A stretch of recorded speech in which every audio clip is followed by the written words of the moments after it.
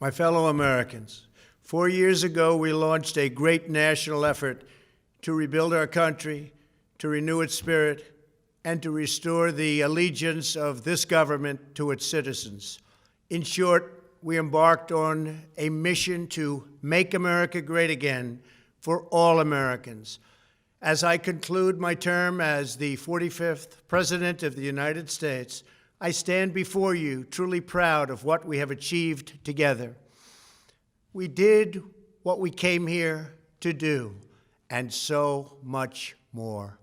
This week, we inaugurate a new administration and pray for its success in keeping America safe and prosperous. We extend our best wishes, and we also want them to have luck, a very important word.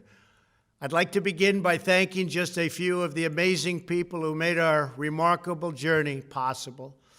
First, let me express my overwhelming gratitude for the love and support of our spectacular First Lady, Melania. Let me also share my deepest appreciation to my daughter Ivanka, my son-in-law Jared, and to Barron, Don, Eric, Tiffany, and Lara. You fill my world with light and with joy. I also want to thank Vice President Mike Pence, his wonderful wife Karen, and the entire Pence family. Thank you as well to my Chief of Staff, Mark Meadows, the dedicated members of the White House staff, and the Cabinet, and all of the incredible people across our administration who poured out their heart and soul to fight for America. I also want to take a moment to thank a truly exceptional group of people, the United States Secret Service. My family and I will forever be in your debt.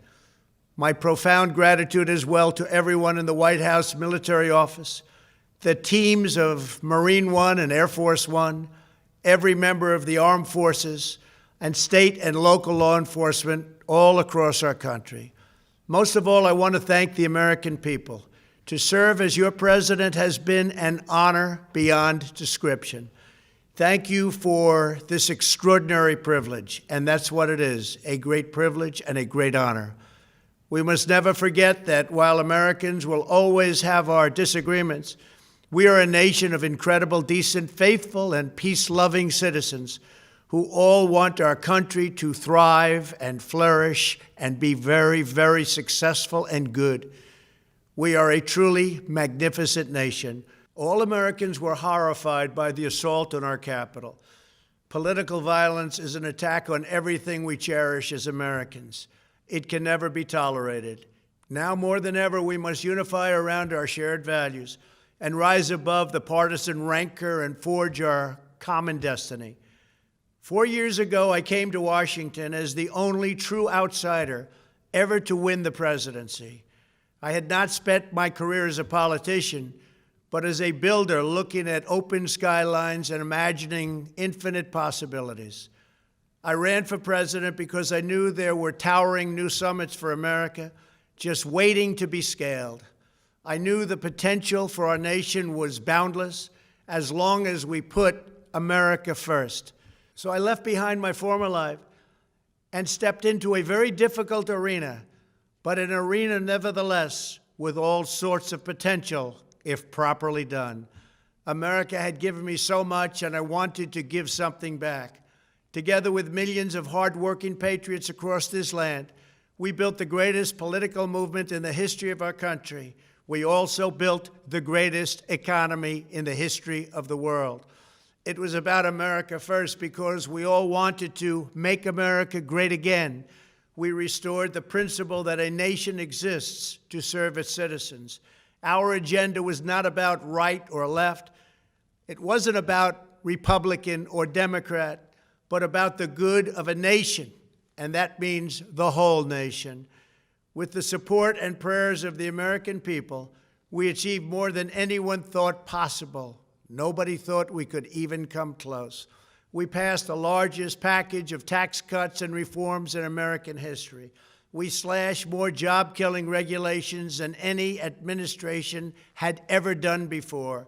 We fixed our broken trade deals, withdrew from the horrible Trans-Pacific Partnership and the impossible Paris Climate Accord, renegotiated the one-sided South Korea deal, and we replaced NAFTA with the groundbreaking USMCA. That's Mexico and Canada, a deal that's worked out very, very well.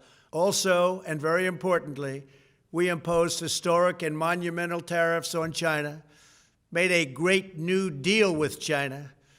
But before the ink was even dry, we and the whole world got hit with the China virus. Our trade relationship was rapidly changing. Billions and billions of dollars were pouring into the U.S., but the virus forced us to go in a different direction. The whole world suffered, but America outperformed other countries economically because of our incredible economy and the economy that we built. Without the foundations and footings, it wouldn't have worked out this way. We wouldn't have some of the best numbers we've ever had. We also unlocked our energy resources and became the world's #1 producer of oil and natural gas, by far. Powered by these policies, we built the greatest economy in the history of the world. We reignited America's job creation and achieved record low unemployment for African Americans, Hispanic Americans, Asian Americans, women, almost everyone. Income soared, wages boomed, the American dream was restored, and millions were lifted from poverty in just a few short years. It was a miracle. The stock market set one record after another, with 148 stock market highs during this short period of time, and boosted the retirements and pensions of hardworking citizens all across our nation. 401ks are at a level they've never been at before. We've never seen numbers like we've seen, and that's before the pandemic and after the pandemic. We rebuilt the American manufacturing base, opened up thousands of new factories, and brought back the beautiful phrase, "Made in the USA." To make life better for working families, we doubled the child tax credit and signed the largest ever expansion of funding for child care and development. We joined with the private sector to secure commitments to train more than 16 million American workers for the jobs of tomorrow. When our nation was hit with the terrible pandemic, we produced not one, but 2 vaccines with record-breaking speed, and more will quickly follow. They said it couldn't be done, but we did it.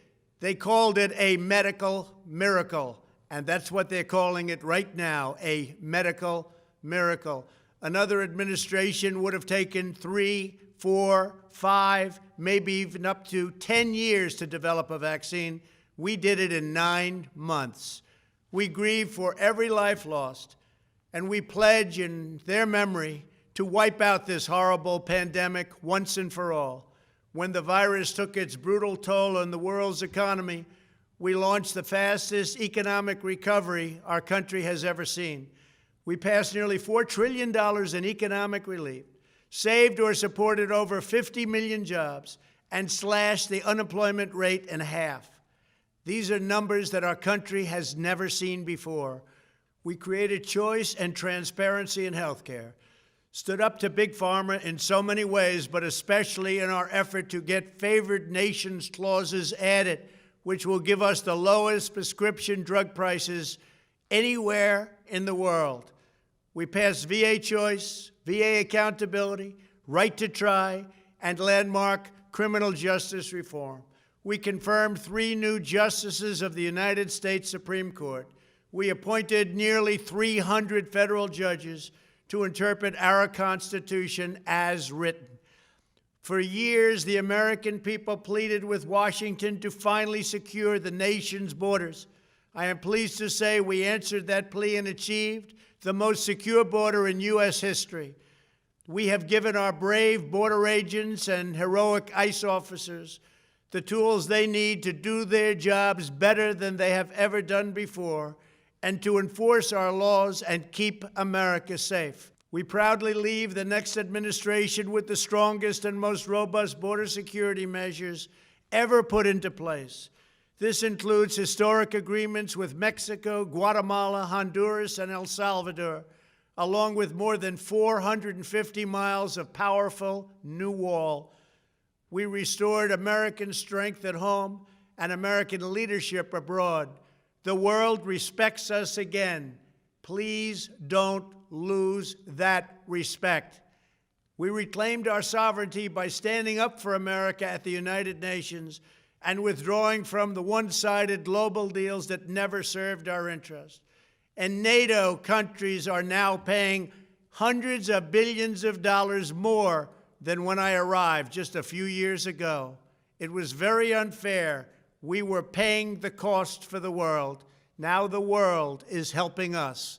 And perhaps most importantly of all, with nearly $3 trillion, we fully rebuilt the American military, all made in the USA. We launched the first new branch of the United States Armed Forces in 75 years, the Space Force.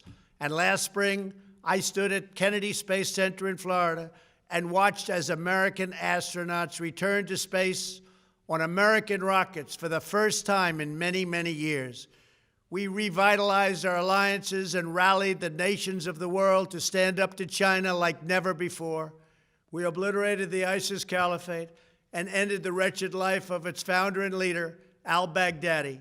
We stood up to the oppressive Iranian regime and killed the world's top terrorist, Iranian butcher Qasem Soleimani. We recognized Jerusalem as the capital of Israel and recognized Israeli sovereignty over the Golan Heights. As a result of our bold diplomacy and principled realism, we achieved a series of historic peace deals in the Middle East. Nobody believed it could happen. The Abraham Accords opened the doors to a future of peace and harmony, not violence and bloodshed. It is the dawn of a new Middle East, and we are bringing our soldiers home. I am especially proud to be the first president in decades who has started no new wars. Above all, we have reasserted the sacred idea that in America, the government answers to the people. Our guiding light, our North Star, our unwavering conviction has been that we are here to serve the noble, everyday citizens of America. Our allegiance is not to the special interests, corporations, or global entities. It's to our children, our citizens, and to our nation itself.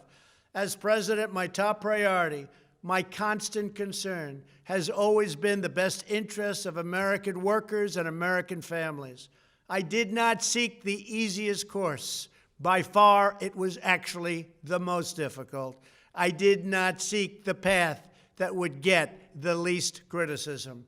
I took on the tough battles, the hardest fights, the most difficult choices, because that's what you elected me to do. Your needs were my first and last unyielding focus.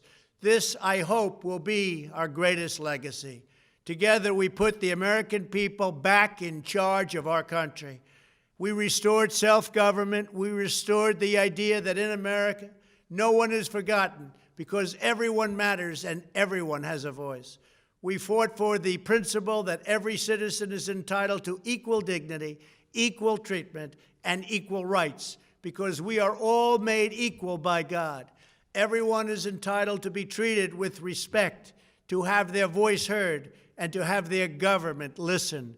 You are loyal to your country, and my administration was always loyal to you. We worked to build a country in which every citizen could find a great job and support their wonderful families. We fought for the communities where every American could be safe and schools where every child could learn. We promoted a culture where our laws would be upheld, our heroes honored, our history preserved, and law-abiding citizens are never taken for granted. Americans should take tremendous satisfaction in all that we have achieved together. It's incredible. Now, as I leave the White House, I have been reflecting on the dangers that threaten the priceless inheritance we all share. As the world's most powerful nation, America faces constant threats and challenges from abroad. But the greatest danger we face is a loss of confidence in ourselves, a loss of confidence in our national greatness. A nation is only as strong as its spirit. We are only as dynamic as our pride. We are only as vibrant as the faith that beats in the hearts of our people. No nation can long thrive that loses faith in its own values, history, and heroes, for these are the very sources of our unity and our vitality. What has always allowed America to prevail and triumph over the great challenges of the past has been an unyielding and unashamed conviction in the nobility of our country and its unique purpose in history. We must never lose this conviction. We must never forsake our belief in America. The key to national greatness lies in sustaining and instilling our shared national identity. That means focusing on what we have in common, the heritage that we all share. At the center of this heritage is also a robust belief in free expression, free speech, and open debate. Only if we forget who we are and how we got here could we ever allow political censorship and blacklisting to take place in America. It's not even thinkable. Shutting down free and open debate violates our core values and most enduring traditions. In America, we don't insist on absolute conformity or enforce rigid orthodoxies and punitive speech codes. We just don't do that. America is not a timid nation of tame souls who need to be sheltered and protected from those with whom we disagree. That's not who we are. It will never be who we are. For nearly 250 years, in the face of every challenge, Americans have always summoned our unmatched courage, confidence, and fierce independence. These are the miraculous traits that once led millions of everyday citizens to set out across a wild continent and carve out a new life in the Great West. It was the same profound love of our God-given freedom that willed our soldiers into battle and our astronauts into space. As I think back on the past 4 years, one image rises in my mind above all others. Whenever I traveled all along the motorcade route, there were thousands and thousands of people. They came out with their families so that they could stand as we passed and proudly wave our great American flag. It never failed to deeply move me.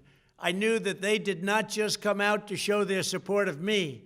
They came out to show me their support and love for our country. This is a republic of proud citizens who are united by our common conviction that America is the greatest nation in all of history. We are and must always be a land of hope, of light, and of glory to all the world. This is the precious inheritance that we must safeguard at every single turn. For the past 4 years, I have worked to do just that. From a great hall of Muslim leaders in Riyadh to a great square of Polish people in Warsaw, from the floor of the Korean Assembly to the podium at the United Nations General Assembly, and from the Forbidden City in Beijing to the shadow of Mount Rushmore, I fought for you, I fought for your family, I fought for our country. Above all, I fought for America and all it stands for, and that is safe, strong, proud, and free. Now, as I prepare to hand power over to a new administration at noon on Wednesday, I want you to know that the movement we started is only just beginning. There's never been anything like it. The belief that a nation must serve its citizens will not dwindle, but instead only grow stronger by the day. As long as the American people hold in their hearts deep and devoted love of country, then there is nothing that this nation cannot achieve. Our communities will flourish, our people will be prosperous, our traditions will be cherished, our faith will be strong, and our future will be brighter than ever before. I go from this majestic place with a loyal and joyful heart, an optimistic spirit, and a supreme confidence that for our country and for our children, the best is yet to come. Thank you and farewell. God bless you. God bless the United States of America.